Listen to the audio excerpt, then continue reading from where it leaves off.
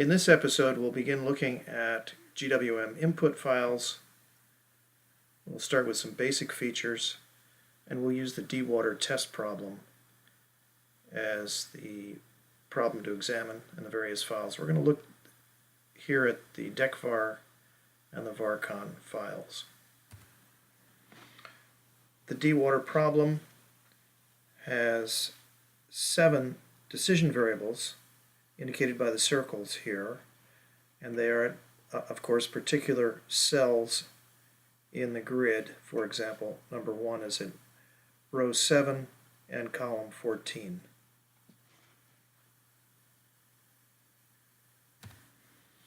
Working from the data sets in the distribution for GWM 2005 1-5-2, we can look at the DECVAR problem and find the GWM file,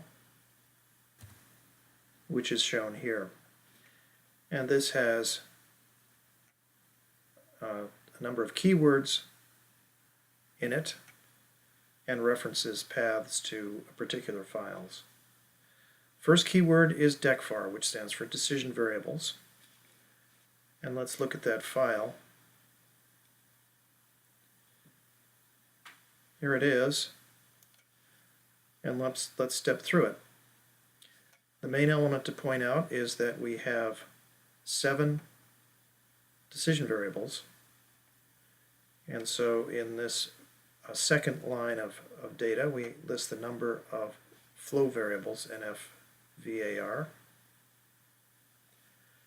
and that is followed by a list of those 7 variables. Each variable is assigned a name, and that name is unique to that flow variable and can only be used once in any particular GWM run. In this case, the names are simply Q1 through Q7 for those 7 wells. We need to identify the location of the wells, and skipping this second column of data, the third, fourth, and fifth columns give the layer, row, and column numbers for each of the decision variables. And you see that first well is in layer 1, row 7, column 14. Now in this simple DECVAR problem, each of the 7 decision variables represents a flow rate at 1 cell. However, GWM is capable of defining multiple cells associated with a single decision variable. Here's some examples. In this image, for a different problem, we have a 3-dimensional grid, and we have 4 different decision variables, Q1 through Q4. Q1 is identified with a single cell. Q2 is identified with 2 different cells. So this, for example, might be a well screened over 2 numerical layers. GWM would find a single flow rate which would be distributed in a proportion defined by the user across these 2 cells. Further, in this example, Q3 is associated with 2 separate cells, non-contiguous cells,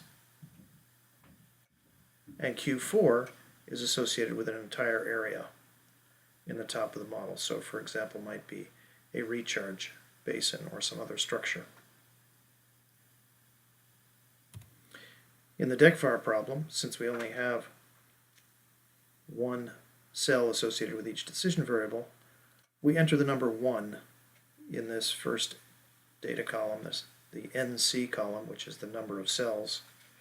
If one had multiple cells associated with a decision variable, an integer value is entered in this column associated with that. Another feature of GWM is that all flow variables, regardless of the direction of flow, are defined as positive values. The direction of flow is determined or is assigned based on the input in this column, which is the F-type column. There are two valid inputs in this column, W for withdrawal or I for injection. And GWM internally assigns the correct sign to mod flow to make those flows go in the correct direction.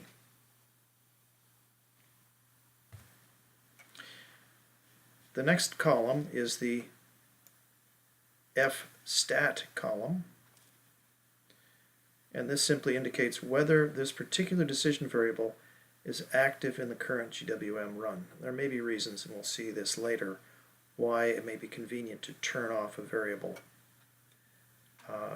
in this file, and that is done by replacing the Y with an N for no. And the final column is the WSP variable, which is the stress period or periods during which the decision variable is active. This is a steady state problem, the dewater problem, and so there's only one stress period, and so we put that value here, the one stress period. As we'll see with the supply test problem, there are multiple stress periods and a decision variable is selected to operate over multiple stress periods. There are three other features in the DECVAR file that are not used by the dewater problem, but I'll mention them at this point. One is the NEVAR variable and the NBVAR variable, these two. NEVAR is external variables and NBVAR is binary variables, and we'll see in other examples where these are used. In this case, there are no external or binary variables, only flow variables, and there are 7 of those. Finally, there's the variable GWM W file.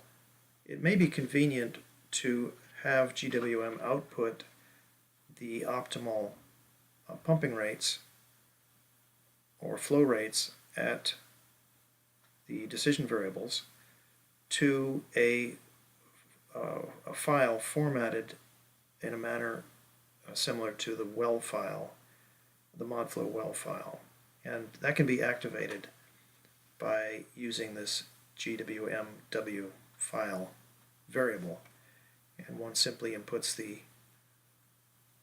unit number associated with the file that will receive that data. And again, that's not used by the dewater problem.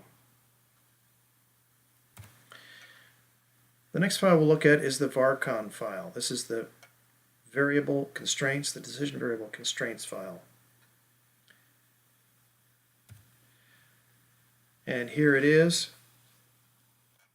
We see that we have the 7 decision variables, Q1 through Q7, using the same variable name, the character string that is the variable name, to identify them. This is the identifier used internally by GWM to keep track of decision variables. And we see 3 values associated with each of the decision variables.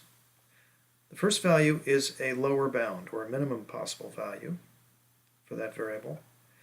The second is an upper bound. Note again that regardless of the direction of flow at the decision variable cells, whether it's withdrawal or injection, we input a positive number for the maximum flow, and GWM figures out the rest. The minimum value is normally 0. There are circumstances where one can use a non-zero bound, lower bound, if a binary variable is associated with a decision variable. We'll see that in a more advanced episode. The final column is the reference value for the flow variable. And again, this is normally 0, but it may be that the user wishes to use a non-zero value for calculation of base conditions for purposes of calculating the response matrix, or for calculating reference conditions for one of several constraints. More details on that later. So we've just examined some of the details of the decision variable file and the decision variable constraints file. And in another episode, we'll look at the objective function file, the head constraints file, and the solution file.